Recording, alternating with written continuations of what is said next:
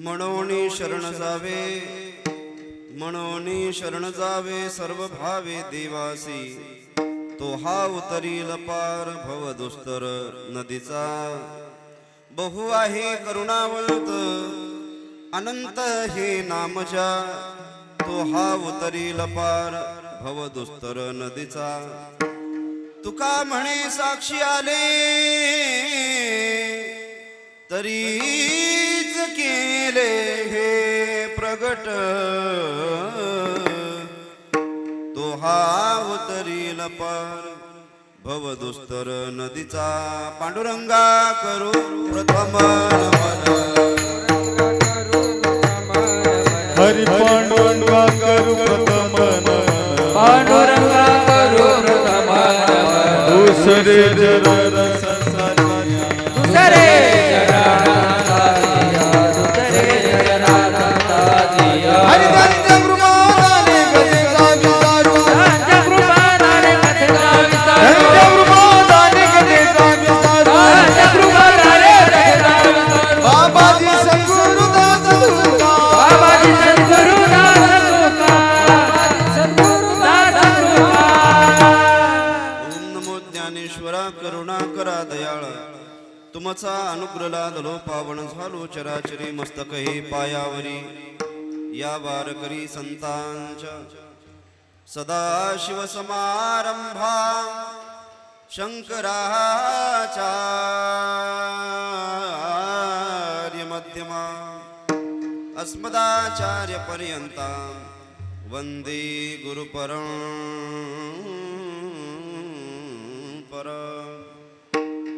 मंगल भवन अमंगल हारी, द्रवहु सुदशरथ अजीर बिहारी। राम सिया राम जय जय राम, राम सिया राम जय जय जय। हनुमान गुसाई कृपा करो गुरुदेव की नाय। राम सिया राम सिया राम जय जय राम, सिया राम जय जय राम।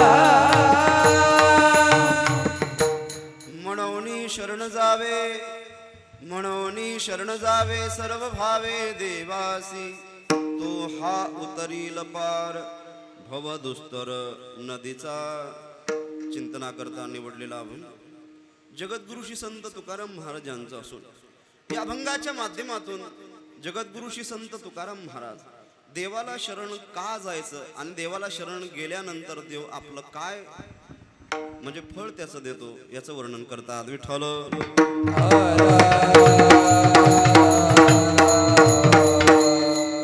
म्हणोनी शरण जावे, म्हणोनी शरण जावे सर्व भावे देवासी, तो हा उतरील पार भव दुस्तर नदीचा। देवाला कसं शरण जायचं? सर्व भावे सर्व भावनेने देवाला शरण जायचं, अंतःकरणापासून देवाचं नाव घ्यायचं। काय होतं? तो हा उतरील पार, तो म्हणजे ब्रह्म आणि हा म्हणजे निर्गुण निराकार असलेला देव सगुण साकार जो विटीवरती उभा आहे। तो हा उतरील पार भवदुस्तर नदीचा। भवदुस्तर म्हणजे संसार सागर अत्यंत दुस्तर आहे।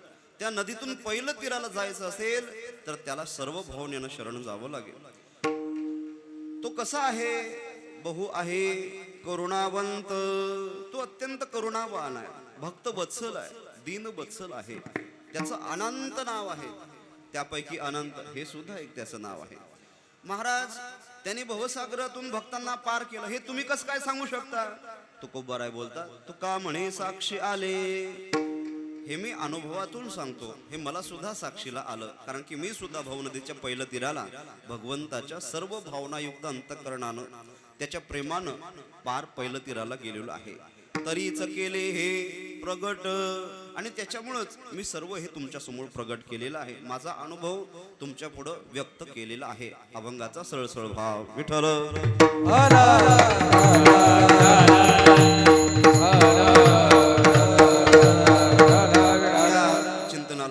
करण्यापूर्वी थोडा परिचय तो असा. अकारण कारण करुणा वरून आलय रुक्मिणी प्राण संजीवन जगदाधार. अखिल कोट ब्रह्मांड नायक पंढरीशी पांडुरंग परमात्मा. मुक्त कैवल्य तेजोनिधी ज्ञानबिंब ज्ञानोबाराय. वैराग्य तपतीर्थ जगद्गुरु तुकोबाराय आदी करून सर्व संत महंतांच्या कृपा आशीर्वादानं आज आपलं गाव श्री क्षेत्र पांगरा बोखारे या गावामध्ये श्री महारुद्र अभिषेक तद्वत नगर भोजनाच्या उत्सवाच्या निमित्तानं आपण सर्वजण एकत्र जमलेलो आहात. गावातली सर्व भजनी मंडळी पुन्हा एकदा तुमच्या सर्वांच्या चरणारविंदी नतमस्तक होतो. कीर्तना करता आलेली बाहेर गाऊन आलेली जी काही पाहुणे मंडळी असतील त्या सर्वांच्या चरणारविंदी नतमस्तक होतो. कॅमेरावाले दादा त्यांना सुद्धा धन्यवाद. आमचे साऊंडवाले दादा आवाज जर आणखीन स्पष्ट आला तर अजून आनंद घेता येईल. तुमच्या सर्वांच्या चरणारविंदी नतमस्तक. कीर्तनाला सुरुवात. विठ्ठल पुंडलिक वरदा हरी विठ्ठल.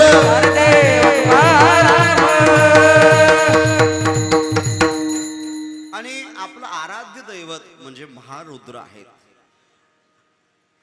आणि त्या महारुद्राचा अभिषेक करून आपण नगर भोजन म्हणजे महाप्रसाद करत आहोत. महारुद्र म्हणजे साक्षात महादेवाचाच अंश आहे. एकादश अवतार आहे. म्हणून त्या महारुद्राचं नाव जर घेतलं तर ते नाव दुःखाला भंजन करणारं नाव आहे.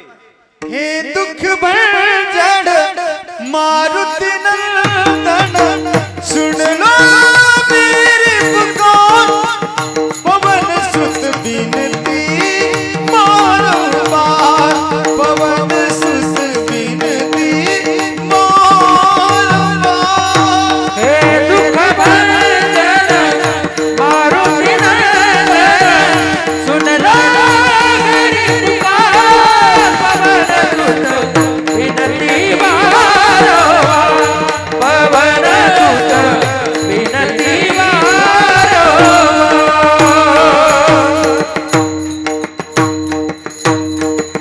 म्हणून पहिल्यांदा आपलं आराध्य दैवत ग्रामदैवत स्थानदैवत याला आपण नमन करून कुठल्याही गोष्टीची सुरुवात करायची असते. हे गाव किती धार्मिक आहे हे आपल्याला सांगायची गरज नाही. वर्षात 365 दिवस असतात. 365 दिवसातले 300 दिवस तरी आपले कीर्तना जातात. इतकं गाव आपलं पवित्र आहे महाराज. म्हणून पवित्र ते कुळ पावन तो देश जेथे हरीचे दास जन्म घेती. काहीतरी परोपकार झाला पाहिजे. आपल्या माध्यमातून लोकांचं कल्याण झालं पाहिजे. त्यांना हरीचं चिंतन ऐकायला मिळालं पाहिजे. त्यांच्या मुखात नामस्मरण आलं पाहिजे. हा सदहेतू म्हणजे या गावाचं वैशिष्ट्य आहे. म्हणून या अभंगाच्या माध्यमातून सुद्धा आपल्याला तेच बघायचं आहे की या नामस्मरणाने काय होतं. संतांनी सत्संग केला, श्रवण केलं आणि श्रवण भक्तीनं काय होतं. श्रवण भक्तीनं कोण कोण पवित्र झालं.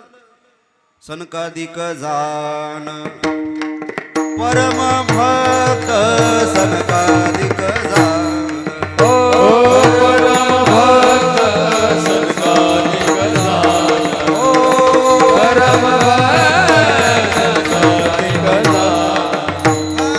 श्रवणे कीर्तने झाले ते पावन सनकादिक जान परम भक्त सनकादिक जान परम भक्त. ओ श्रवणे कीर्तने झाले ते पावन सनकादिक दान परम भक्त सनकादिक दान परम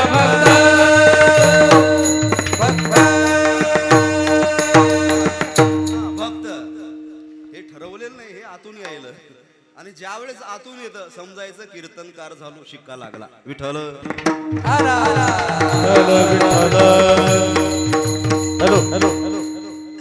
नाहीतर कुठं काहीतरी लिहून वाचून आणून पाठ करून टिपणं बसून केलेलं वेगळं आणि अंतःकरणातून प्रस्फुटित होणं ते वेगळं. म्हणून देवाला इथून निर्माण होणारं आवडतं, नुसतं इथून नाही. विठ्ठल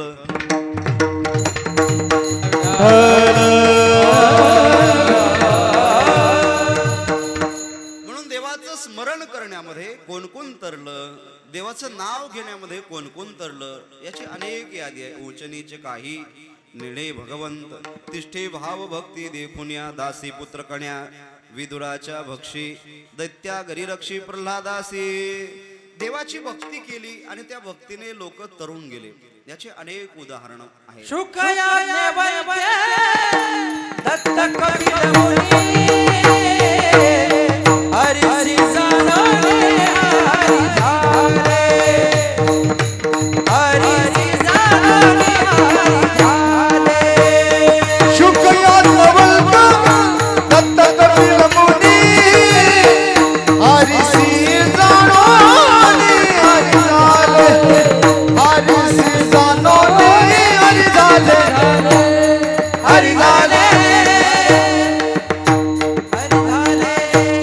शुक आणि याज्ञवल्क्य पुढं काय नाव आहे? दत्त कपिल मुनी दत्त कपिल मुनी हरिसी जाणोने हरिसी जाणोनी हरी झाले. शुकाचार्य आहेत, याज्ञवल्क्य आहेत, दत्त आहेत. याज्ञवल्क्य मुनी प्रसिद्ध उदाहरण आहे शास्त्रामधलं. शुकाचार्यांचं प्रसिद्ध उदाहरण आहे पुराणामधलं. अनेक उदाहरण आपल्याला बघता येतील. त्यांनी श्रवण केलं, श्रवण भक्ती केली, सत्संग केला, सत्संगाच्या माध्यमातून देवाची प्राप्ती झाली.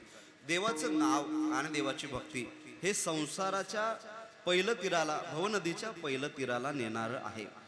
आणि मग ते करत करत माणसाने परोपकार केला पाहिजे. परोपकाराय इदम शरीरम. सर्वसामान्यांच्या मुखात आपलं अन्न गेलं पाहिजे आणि अन्नदान हे सगळ्यात मोठं दान आहे. हा संकल्प माणसाने केला पाहिजे. बघा, याला इतकं महत्व आहे.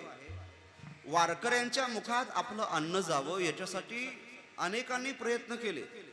चांगल्या लोकांच्या मुखात आपलं अन्न जावं याच्याकरता अनेक लोकांनी प्रयत्न केले. त्याच्यामध्ये एक प्रसिद्ध उदाहरण मला तुम्हाला सांगावं असं वाटतं आणि ते उदाहरण आहे ज्ञानोबाऱ्यांच्या आयुष्यातलं. लक्षात घ्या, ज्यावेळेस विठ्ठलपंत हे संन्यास आश्रम स्वीकारत काशीला अध्ययन करत होते, त्या काशीला कबीरजी त्यांचे मित्र होते. ऐका बरं का, कबीरजी आणि विठ्ठलपंत हे दोघं मित्र होते. रामानंद स्वामींकडं विठ्ठलपंतांनी कबीरजींनी अध्ययन केलेलं आहे. म्हणजे ज्ञानोबाऱ्यांचे वडील विठ्ठलपंत, त्यांचं नाव काशीमधलं चैतन्याश्रम.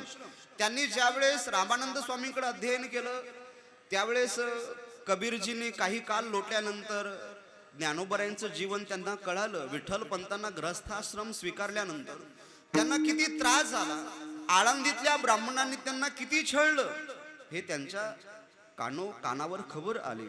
आणि मग ज्ञानोबाराय तीर्थयात्रेकरता निघालेले आहेत, ज्ञानोबाराय दिग्भ्रमण करण्याकरता निघालेले आहेत, त्यांना कळालं. आणि मग कबीरजींना असं वाटलं की कोणीतरी वारकरी संप्रदायातले ज्ञानोबाराय, निवृत्तीनाथ दादा, सोपान दादा, मुक्ताबाई, नामदेवराय, चोखामेळ हे सगळे संत महाराष्ट्रातून चालत चालत गुजरातमध्ये आले. गुजरातमधून राजस्थानमध्ये, पंजाबमध्ये, पंजाब करत करत काशीमध्ये आलेले आहेत. आणि मग कबीरजीला असं वाटलं, कबीरजीचा मुलगा होता, त्याचं नाव होतं कमाल. कमालाला असं वाटलं की वारकऱ्यांना आपण जीव घातलं पाहिजे. हे बघा, जीव घालण्याची प्रथा आजपासून सुरू आहे असं नाहीये. ज्ञानोबाऱ्यांना जीव घालण्याकरता कबीरजींनी किती प्रयत्न केले. वारकऱ्यांच्या मुखात आपल्या घरचं अन्न जावं याच्याकरता किती प्रयत्न केले. याचं उदाहरण सांगतो जाता जाता, ऐका. ज्यावेळेस ज्ञानोबाराय दिग भावंड हे सगळे काशी क्षेत्रामध्ये पदार्पण करतात, कबीरजीला आणि कमालाला असं वाटतं की या वारकऱ्यांनी आपल्या घरी जेवावं, आपल्या घरचं अन्न त्यांनी खावं, आपल्या घरचा नैवेद्य, आपल्या घरचा प्रसाद त्यांनी खावा. याच्याकरता कमालाने आणि कबीरजींनी किती प्रयत्न केले, ऐका महाराज. ज्यावेळेस कमालाला असं वाटलं, बाबा आपल्या घरी वारकरी येणार आहेत, काशी क्षेत्रामध्ये पदार्पण झालेलं आहे, आपल्या घरी अन्नधान्य कमी आहे, आपण एक काम करू. बघा काय केलं त्याने, वारकरी जेव घालावा याच्यासाठी काय केलं. कमालाने आणि कबीराने ठरवलं, आपल्या घरी तर एवढं अन्न नाहीये, हजारोच्या संख्यात वारकरी येणार आहेत, ज्ञानोबाराय दिग भावंड. मग आपण एक काम करूया, यांना जेव घालण्याकरता आपण एका वाण्याच्या दुकानात चोरी करूया. ऐका बरं का, म्हणजे तुम्ही चोरी करा असं शिकवत नाही मी. म्हणजे तुम्ही वारकऱ्यांना जेव घालण्याकरता चोरी केली पाहिजे, दाढी टाकल्या पाहिजे असं नाही बरं का. नाहीतर महाराज कमाल आणि कबीर यांनी चोरी केली, आम्ही आज उद्यापासून चोरी करणार, वारकरी जेव घालणार, नरकात जसा. विठ्ठल चोरीच्या पलीकडे त्यांनी काय केलं मला हे सांगायचं आहे. आणि मग त्यांनी चोरी केली. चोरी केल्यानंतर कसला तरी आवाज त्या वाण्याच्या कानावरती पडला आणि मग कबीरजी दुकानाच्या बाहेर येतात. आणि कमाल खिडकीमध्ये अडकतात. त्यांचं धड दुकानात आहे आणि त्यांचं मुख हे दुकानाच्या बाहेर आलेलं आहे त्या वाण्याच्या. आणि मग त्या वाण्याने काय केलं, त्या वाण्याने कमालाला पकडलं, पाय पकडले. धड बाहेर आहे खिडकीच्या आणि पाय आतमध्ये आहे, मुंडकं बाहेर आहे आणि धड आतमध्ये आहे. ज्यावेळेस त्या चोरांनी म्हणजे चोर समजून पकडलं ना कमालाला, त्यावेळेस चेहरा दिसलेला नाही. मात्र आता कमाल म्हणायला लागला कबीरजींना, बाबा मला हा वाणी यांनी काही जरी केलं तरी तुम्ही मात्र इथे थांबू नका. आपण जितकं काही अन्नधान्य जाऊ सोबत घेतलेलं आहे ते सगळं तुम्ही घरी नेऊन ठेवा. कारण की आता मला यांनी पकडलेलं आहे, यांनी मला मारून टाकलं इथे, तरी सुद्धा आपल्या घरी हे सगळे संत जेवले पाहिजे. आपल्याला सगळ्यांच्या मुखात आपल्या घरचं अन्न घालायचं आहे. म्हणून तुम्ही एक काम करा, यांनी काही केलं माझं तरी इथे थांबू नका. त्याला धड सापडलेलं असतं. कमाल म्हणतो, बाबा एक काम करा, तुम्ही माझं शिर कलम करा. शिर बाजूला होतं आणि धड आत खिडकीमध्ये होतं, म्हणजे लपलेलं होते. आणि मग ज्यावेळेस धड शिर कलम केलं, कबीरजींनी झोळीमध्ये शिर घातलं. एका बाजूला अन्नधान्य आहे, एका बाजूला कमालाचं शिर आहे. कबीरजी निघाले महाराज घराकडे. रात्रीचा प्रसंग आहे आणि घराकडे निघाल्यानंतर त्या वाण्याला असं वाटलं की आपण या धडाला तरी काय होणार, शिक्षा दिली पाहिजे. चोर चोरी करून गेला, याचं धड सापडलं. माहिती नाही हा कमाल आहे, माहिती नाही हा चोर कोणता आहे, कोणत्या जातीचा आहे, कोणत्या वर्णाचा आहे, काही घेणं देणं नाही. आपण या धडाला शिक्षा देऊया. म्हणून दुसरा दिवस उजाडला. तो त्या धडाला घेऊन निघालेला आहे राजाकडे. राजाचा दरबार होता काशीला आणि त्या राजाच्या दरबाराकडे निघाला. इतक्यामध्ये सकाळच्या वेळेला कबीरजींनी सगळ्या साधूंना, सगळ्या वारकऱ्यांना जेवू घालण्यासाठी पंगत तयार केलेली आहे. सगळे वारकरी जेवायला बसलेले आहेत. एक एक घास खात आहेत. जेवणाला सुरुवात झाली.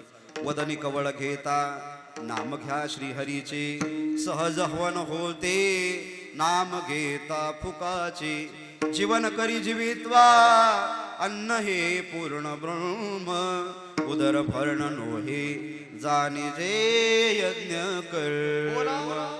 ते नंतर जेवताना. आणि मग ज्यावेळेस जेवायला सुरुवात झाल्यानंतर मग ज्ञानोबाराय जेवत आहेत, चिमुकली मुक्ताबाई जेवत आहे, निवृत्तीनाथ दादा जेवत आहे, सोपान दादा जेवत आहे. सगळे वारकरी जेवायला बसले. इतक्यात ज्ञानदादाला आठवण झाली. ज्ञानोबाराय कबीरजीला म्हटले, कबीरजी कमाल तर दिसत नाही हो, कुठे गेला कमाल? वाढताना दिसत नाही, सकाळपासून पाहिलं तरी दिसत नाही. इकडे कबीरजींनी कमालाचं शिर आपल्या झोळीमध्ये ठेवलेलं होतं आणि ते एका घरामध्ये त्याला कडी लावून ठेवलं होतं एका खोलीमध्ये. कबीरजी उत्तर देत नाहीत.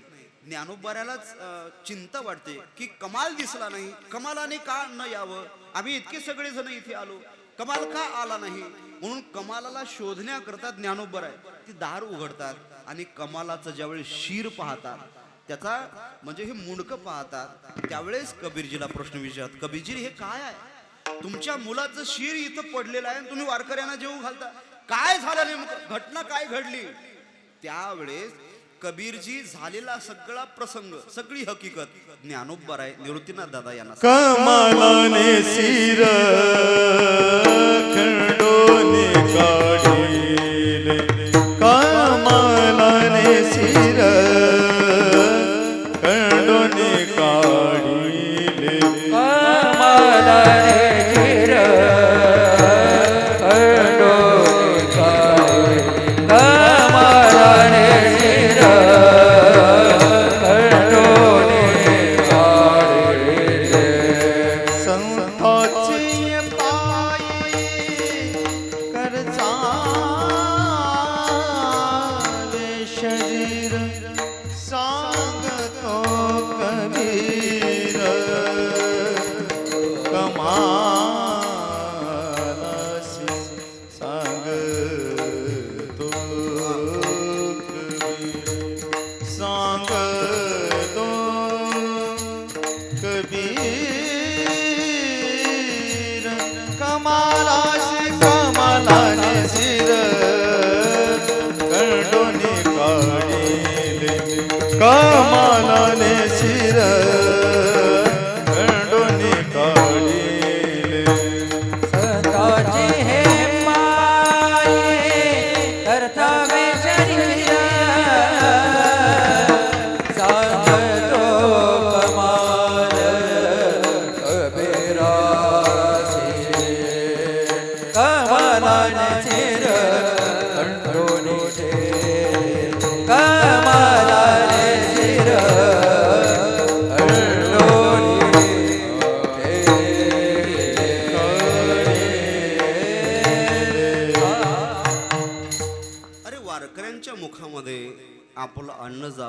आपल्या घरचा प्रसाद जावा याच्याकरता कबालाने स्वतःचं शिर कलम केलं आणि वारकरी जेवू घातले महाराज.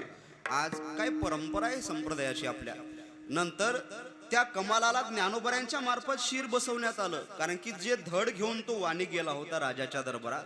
दुसऱ्या दिवशी सकाळी यांची दिंडी निघालेली आहे. काशी विश्वनाथाचं दर्शन घेतलं, गंगेचं दर्शन घेतलं आणि समोर पाहतो तर काय हजारो लोक उभे आहे. कशा करता त्या राजाने धडाला सुळावर लटकवलं होतं आणि मग कमालानं शिर घेतलं. ज्ञानोबऱ्यांनी ते शिर, जर याने माझ्या करता अन्न निर्माण व्हावं, माझ्या करता नैवेद्य निर्माण व्हावा, आमच्या वारकऱ्यांना जेवू घालावं, हा पवित्र हेतू ठेवून जर चोरी केली असेल तर हे कमालाचं शिर धडाला चिटकेल असं म्हटलं. आणि मग चमत्कार झाला, त्या धडाला खाली उतरवलं आणि कमालाचं शिर पुन्हा कमाल जिवंत झाला. ही ज्ञानोबरायदिक संतांची ताकद आहे महाराज. ही आपल्या वारकरी संप्रदायाची शक्ती आहे की वारकरी जेवू घालायचा, एखादा सज्जन जेवू घालायचा, त्याच्या मुखारविंदामध्ये प्रसाद गेला पाहिजे. म्हणून हा नगर भोजनाचा उत्सव आपण करण्याचा प्रयत्न करतोय. म्हणजे मुखी द्यावे, मुखामध्ये नामस्मरण तर आलंच पाहिजे, पण एखादा अन्नाचा कण आपण दिला पाहिजे, तृषार्थाला पाणी पाजलं पाहिजे. ही आपल्या भारतीय संस्कृतीची ओळख आहे. एखादा तहानलेला वाटसरू आपल्या दारात आला तर त्याला पाणी पाजत चला. आपला हा भारतीय संस्कृतीचा पगडा खूप मोठा आहे. आपण सनातन आहोत, आपण वैदिक आहोत, आपण हिंदू आहोत. आपण आपली परंपरा नाही जपायची तर कुणी जपायची? पाणी पाजायला हे लोक तयार नाहीत मामा. अरे तुम्ही माणूस व्हा. वारकरी आणि भक्त नंतरची गोष्ट. विठ्ठल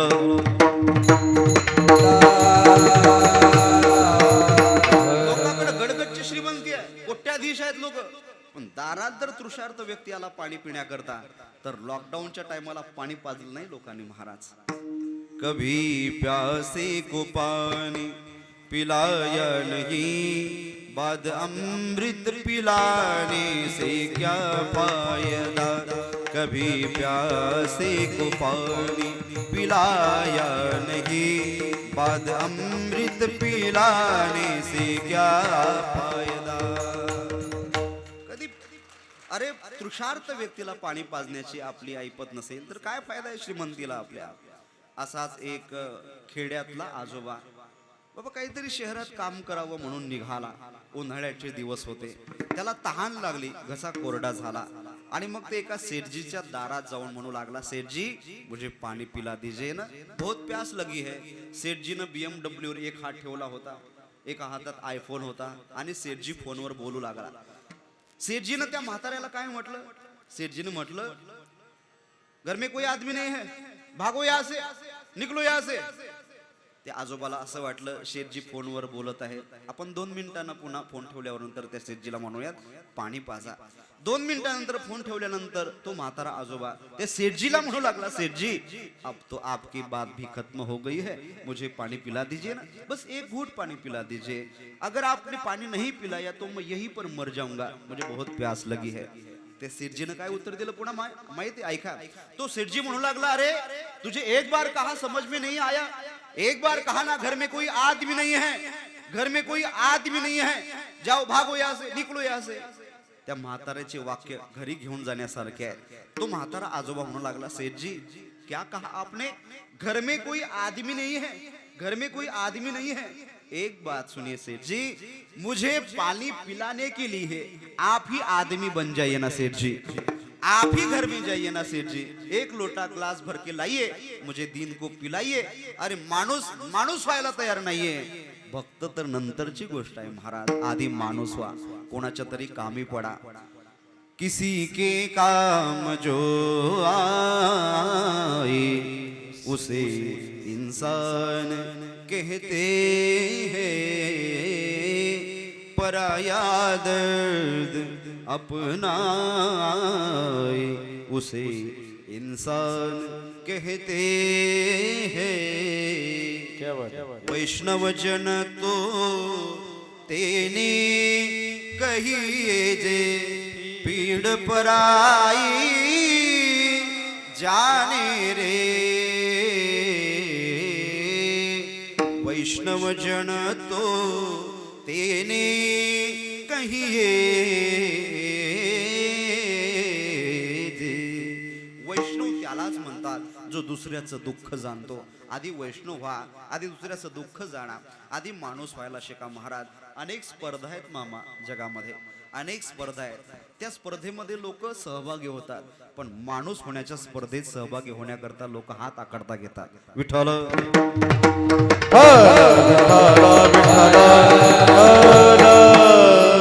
मग माणूस व्हावं याच्याकरता सतसंग आहे, माणूस व्हावं याच्याकरता नामस्मरण आहे. नामस्मरणामध्ये एवढी ताकद आहे, एवढी शक्ती आहे नामस्मरणामध्ये. अरे आपण हातात घेतलेलं काम सक्सेस होण्या पाठीमागं नामस्मरणाची ताकद आहे. तुम्ही कोणतंही काम हाताला घ्या, नामाच्या चिंतने 12 वाटा पळती विघ्ने, कुठलंही विघ्न जर आपल्या पाठीमागं असेल तर नामस्मरणामध्ये तेवढी ताकद आहे. नामसंकीर्तन साधन पै सोपे, जळतील पापे एका जन्माचे. किती जन्माचे? अरे अनेक जन्मात तुम्ही फक्त पापच केलं, ते पाप सुद्धा नष्ट करण्याची ताकद नामस्मरणात आहे. घेता नाम, घेता नाम, घेता नाम विठोबाचे, पर्वत जळती पापाचे, पर्वत जळती पापाचे, पर्वत जळती पापाचे. घेता नाम विठोबाचे. नामस्मरणामध्ये ताकद आहे. किती ताकद आहे? नाव घेणारा व्यक्ती वायाला जातो असं कोणी ऐकलंय का? नाही. घेता वाया गेला ऐसा कुणी ऐकिला, ऐसा कुणी ऐकिला, ऐसा कोणी ऐकिला. घेता वाया गेला ऐसा कोणी ऐकिला, ऐसा कोणी ऐकिला, ऐसा कोणी ऐकिला.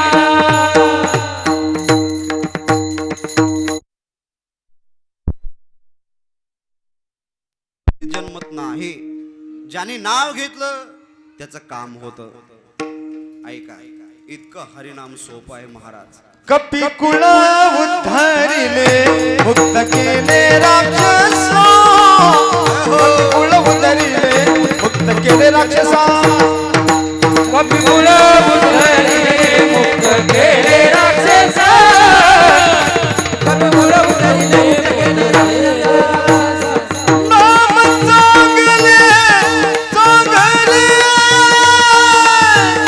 माझे खंडीराव बले, कपी कुळ उद्धरिले, मुक्त केले राक्षसा.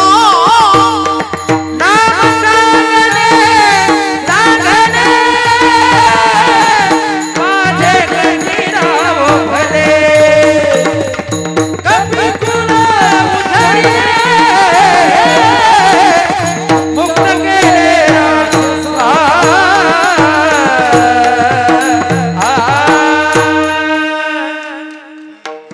म्हणून नामाचे चिंतन प्रगट पसारा. असाल ते करा जे ते तुम्ही उठता बसता जेवता खाता पिता येवाना झोपताना सुद्धा निजल्याने गाता उभा नारायण, निजल्याने गाता उभा नारायण, निजल्याने गाता उभा नारायण, निजल्याने गाता उभा नारायण. पैसला कीर्तन करिता डोले, पैसल्या कीर्तन करिता डोले, उभा राहोनिया मुखी नाम वदे, उभा राहोनिया मुखी नाम वदे, उभा राहोनिया मुखी नाम वदे, उभा राहोनिया मुखी नाम वदे.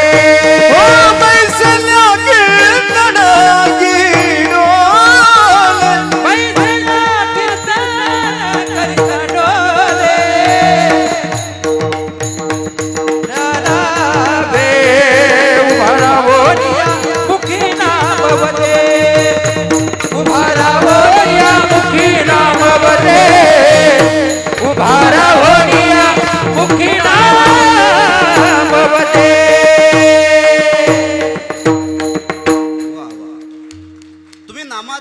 परिणाम जर बघितला तर तुम्हाला ऑन दी स्पॉट परीक्षा करता येईल बघा. तुम्ही आता फक्त डोळे बंद करून नुसतं रामाचं 1 मिनिट ध्यान करा, तुमच्या डोळ्यापुढे राम प्रगट होईल आणि राजसिक तामसिक वृत्ती सात्विक होईल. इतका नामस्मरणाचा फायदा आहे. नामस्मरणामध्ये किती ताकद आहे. तुमचं हाती घेतलेलं काम सुद्धा पूर्णपणे होतं. कोणी कोणी केलं, अनेक भक्तांनी केलं बघा.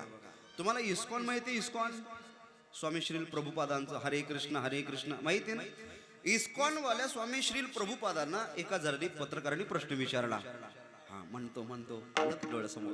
आणि मग स्वामी श्रील प्रभुपादांना प्रश्न विचारत एक पत्रकार म्हणतो, महाराज सगळ्या जगामध्ये तुमच्या शाखा आहेत, इस्कॉनचे मंदिर सगळ्या जगात आहे, हे कसं काय शक्य झालं हो. अरे वारकरी संप्रदाय वैदिक परंपरा किती अनादी आहे, पण इस्कॉनने जे केलं ते सध्या कुणीच केलं नाही बघा. सगळ्या जगामध्ये त्यांचे फॉलोअर्स आहेत, त्यांचे भक्त आहेत आणि वेल एज्युकेटेड आहेत. अनेक लोक आहेत त्यांचे भक्त, त्यांचे शिष्य. अनेक देशामध्ये त्यांचे मंदिर आहे. मग श्रील प्रभुपादांना प्रश्न विचारला, इतक्या लवकर तुम्ही कसं काय जग व्यापलं, कसं काय सगळ्या जगामध्ये पोहोचू शकले. त्यांनी एक काम केलं, त्यांनी हातातली कंठी काढली आणि पत्रकाराला दाखवली. बस काही नाही, मी 24 तास फक्त नामस्मरण करतो, याचा परिणाम आहे जगात आमची छाप आहे. नामस्मरणामध्ये एवढं ताकद आहे, एवढी शक्ती आहे की आपण जगामध्ये सुद्धा प्रसिद्ध होऊ शकतो. युट्यूबवर काय जगावर राज्य करू शकतो आपण. जगावर राज्य करता आलं पाहिजे. इंस्टावरून युट्यूबवर कोणी करत, जगावर अधिराज्य केलं महाराज स्वामी श्री प्रभुपादांनी.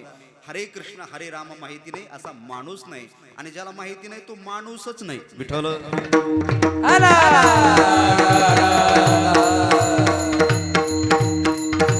इतकं नामस्मरणामध्ये ताकद आहे. काय होतं नामस्मरण केल्यानंतर, हरि नाम से तेरा पाप कटेगा,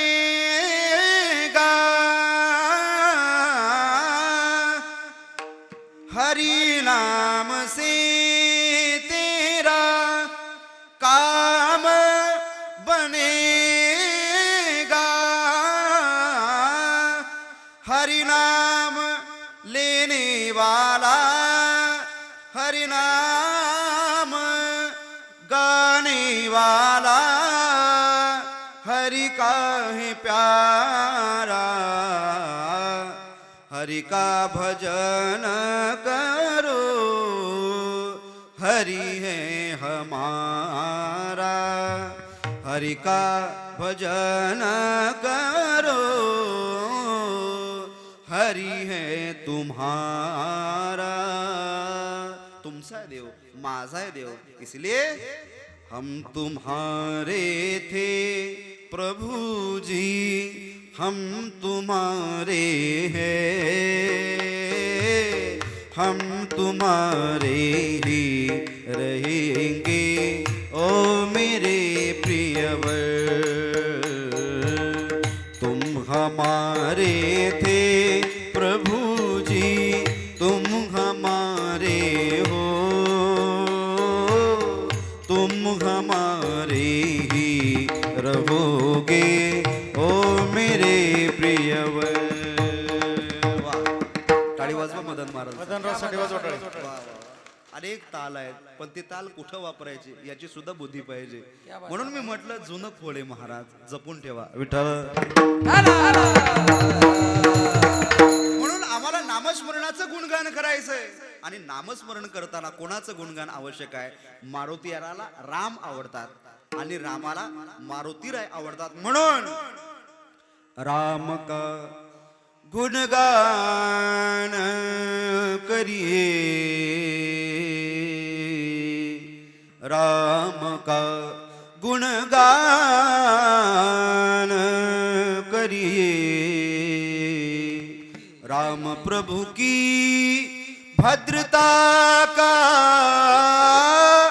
सभ्यता का ध्यान धरिए, ध्यान धरिए, राम का गुणगान करिए, राम का गुणगान करिए. रामाचं गुणगान करायचं. म्हणून दास्यत्वे निकटे हनुमंते पै केले, म्हणून देखील श्रीराम चरण. तुम्ही दास व्हा. एव्हाना आम्ही तर असं म्हणतो संतांना, तुमच्याही दासांचं दास आम्हाला करवा, तुमचे दासीचा दास करून ठेवा. कारण की त्या दासाने हरिनाम घेतलेलं असतं, त्या दासाने सर्व भावनेनं देवाला शरण जाणं, याचा अर्थ आहे अनेक भक्त देवाला शरण गेले. महाराज कोण गेलं हो? द्रौपदी गेली. केव्हा गेली? सर्व भावने, म्हणजे भावानं जाणं वेगळं आणि सर्व भावानं जाणं वेगळं. भाव वेगळा आणि सर्व भाव वेगळा. भाव म्हणजे फक्त डोळे लावून देवाचं अनुसंधान करणं, आणि सर्व भाव म्हणजे दोन्ही हात वरती करून देवाचा टाहो फोडणं. कोणी फोडला? या महाभारतामध्ये ज्या वेळेस कौरवांनी पांचाळीला भर सभेमध्ये आणलं, वस्त्रहरण सुरू आहे, हे प्रसंग जास्त कीर्तनकारांनी आणि कथाकारांनी रंगवून सांगून असतात बरं का. याच्यातलं गमक असं आहे, ऐका, जास्त रंगवायचे नाही पण आलं म्हणून बोलतो. द्रौपदी सगळ्यांकडे पाहते, आषाढभूत होऊन पाहते, मला कोणीतरी वाचवेल, माझं कोणतरी रक्षण करेल. सगळ्यांकडे, पाची पांडवांकडे पाहिलं, भीष्माचार्यांकडे पाहिलं, द्रोणाचार्यांकडे पाहिलं, कोणीच मान वर केली नाही. कशी मान वर करतील? अरे कुलवधू आहे, वस्त्रहरण सुरू आहे, दुःशासन साडी ओढत आहे. हा, तितक्यामध्ये कृपाचार्यांनी, फक्त सगळ्यातल्या बसलेल्या कृपाचार्यांनी वर पाहिलं. कोणीच वर पाहिलं नव्हतं बघा मामा. द्रौपदीकडं मान वर करून कोणाची पाहण्याची हिंमतच झाली नाही, फक्त एका जणांनी वर करून पाहिलं. हा, मान वर केली आणि द्रौपदीच्या डोळ्यात पाहिलं. का पाहिलं? त्या कृपाचार्यांनी पाहून सांगितलं, द्रौपदी आता हे पाचही पांडव, भीष्माचार्य, द्रोणाचार्य तुझं रक्षण करण्यासाठी समर्थ नाहीये. आता जो जगाचा चालक मालक परमात्मा आहे, फक्त त्याचा धावा कर, तो तुला रक्षण करेल. तुम बिन मोरी कौन खबर ले, तुम बिन मोरी कौन खबर ले, तुम बिन मोरी कौन खबर ले, तुम बिन मोरी कौन खबर ले. गोवर्धन गिरधारी, गोवर्धन गिरधारी, जय हो. गोवर्धन गिरधारी, बरी सभा द्रौपदी गाज, बरी सभा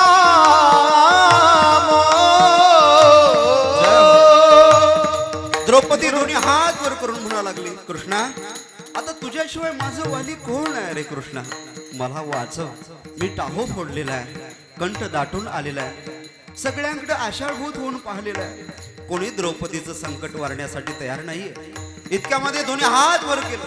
आतापर्यंत द्रौपदी साडी ओढत होती, स्वतःची लज्जा, स्वतःची लाज राखत होती, पण कृष्णा आता मी अपुरी पडते रे माझं रक्षण करण्याकरता. दोन्ही हात तेव्हाच वर केल्या जातात ज्यावेळेस सर्व समर्पण भाव व्यक्त होत असतो. आता तुझ्याच हातात आहे रे माझी लाज राखणं, याच्यासाठी तू लवकर धावून ये कृष्णा. हे काना कृष्णा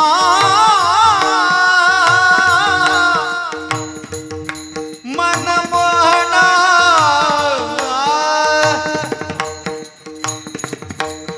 मीरा के प्रभु गिरिधर नागर, चरण कमल बलिहारी, चरण कमल बलिहारी, चरण कमल बलिहारी. एकाना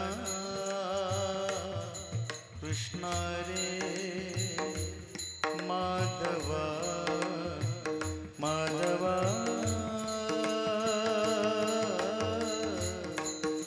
माधवा, माधवा. हे काना रे, काना रे,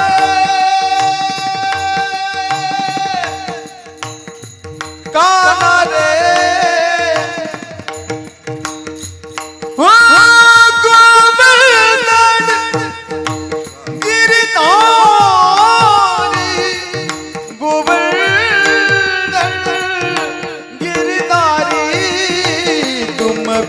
मोरी कोण कमळले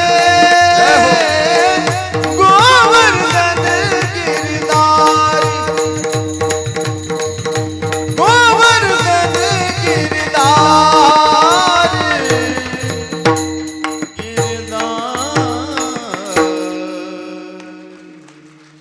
कान्हा कृष्णा तुझ्याशिवाय माझं लाज कोण राखणार आहे.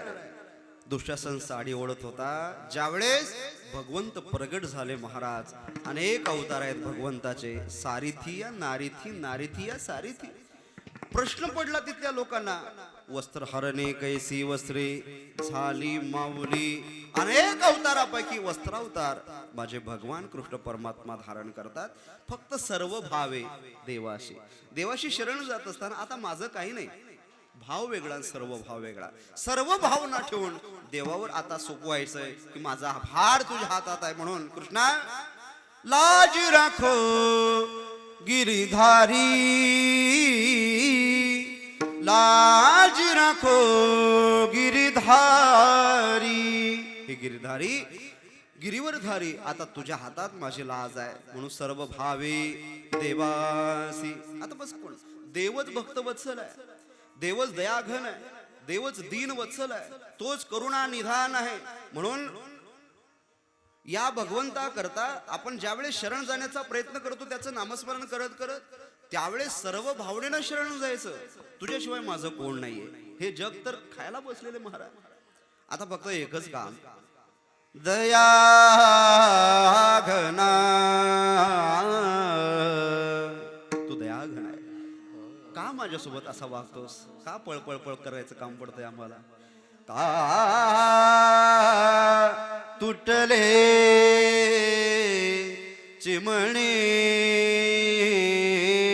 घडटे उरलो बंदी पुन्हा मी दया घना. अरे जन्म बंदीवास सजाई थी प्रत्येकास. अरे जन्म बंदीवास सजाई थी प्रत्येकास. उरेना कुणास आता उरलो बंदी असा मी दया घना.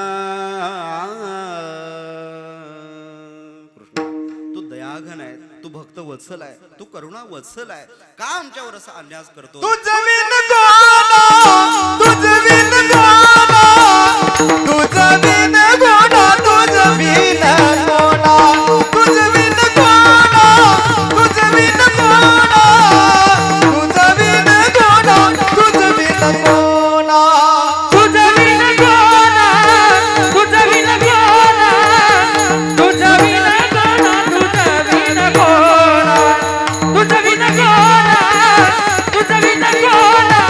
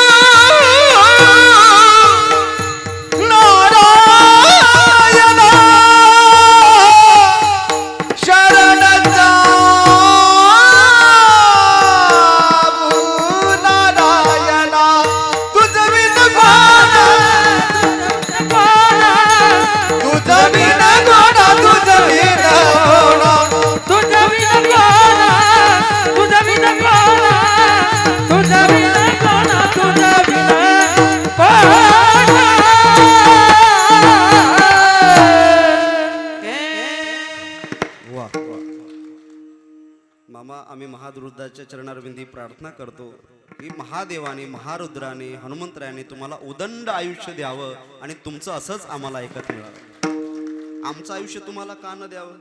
तुम्ही गासाल पण आम्ही राहिलो पाहिजे ना, म्हणून आमचं नाही. कारण की तुम्ही ज्या ज्या वेळेस गासाल त्यावेळेस आम्ही पुढं पाहिजे, तो आनंद आम्हाला पाहिजे. विठ्ठल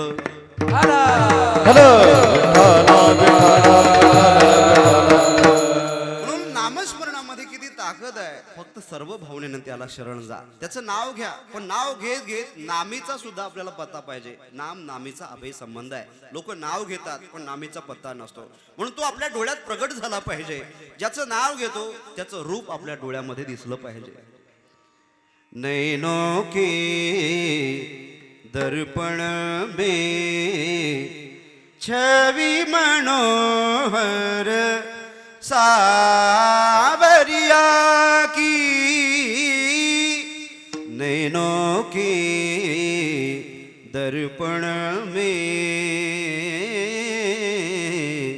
छवि मनोहर सावरिया की, सावरिया मन भावरिया की, सावरिया मन भावरिया की, नैनों के दर्पण में छवि मनोहर सावरिया की.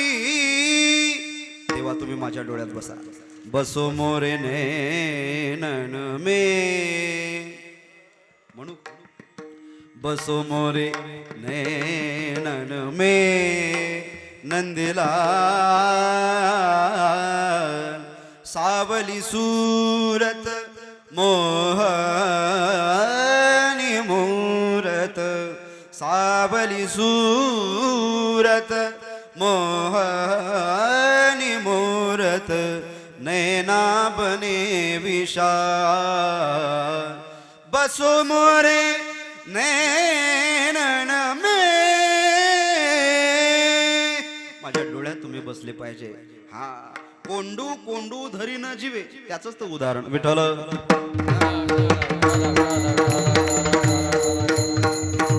म्हणून सर्व भावनेनं देवाला शरण जा. म्हणूनी कशामुळे शरण जा? तो आपल्याला तारतो. कोणाला तारलं? द्रौपदीला तारतं. बरं, तो म्हणजे निर्गुण आणि हा म्हणजे विटेवर असलेला परमात्मा. तो हा विठ्ठल बरवा.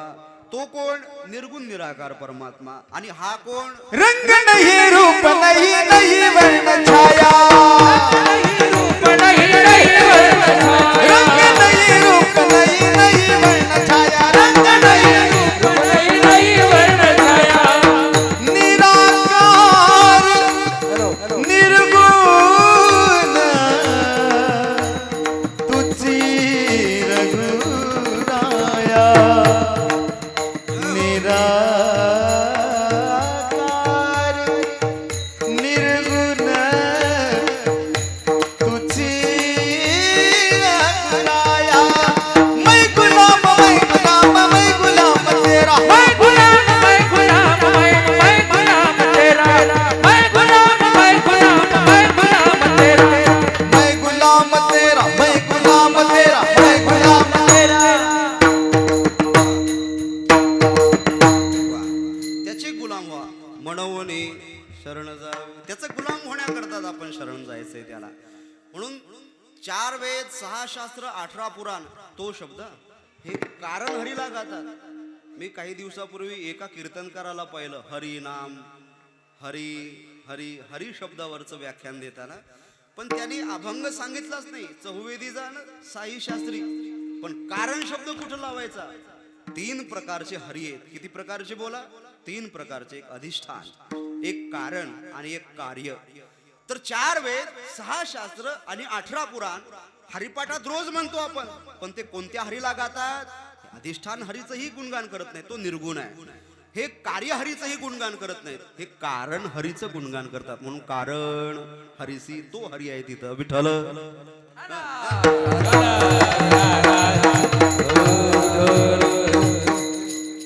म्हणून सर्व भावनेनं हरीला शरण जा. म्हणून शरण जावे.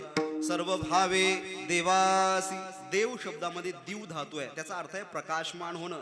प्रकाश म्हणजे ज्ञान, म्हणून आपण भारत या देशामध्ये राहतो. भा शब्दामध्ये ब्राजरी दीप्तव धातू आहे, ज्याचा अर्थ आहे ज्ञानामध्ये रत असणारे लोक. म्हणून भारत माता की जय असं आपण म्हणतो. तुम्ही भारत माता की जय म्हणता की नाही? बोला. कारण भारत आई आहे आपली, आणि आई आपल्या मुलांना सांभाळते. म्हणून या देशामधले लोक ज्ञानामध्ये रत आहेत. म्हणून म्हणोनी शरण जावे सर्व भावे देवासी, तो हा उतरील पार. भवदुस्तर नदीचा, भव नदी कठीण आहे, तरुण नाही जाऊ शकत आपण, तिचं पाणी कमरे एवढंच आहे असं देवानी सुद्धा सांगितलेलं आहे. प्रमाणम भवाब्दे दम्माम कान. माझ्या भक्तांकरता फक्त एवढंच प्रमाण आहे भव नदीचं. भवसागर तरता हो करीत सांग चिंता कार्य करीत चिंता. हरी पहिला उभा दादा कटी कर ठेवूया. हो पहिलं उभा दादा कटी कर ठेवूया. हरी दारू भाला पांडुरंग पाव बिजोन दियंग पाव बिजोन दियंग पाव बिजोन दियंग.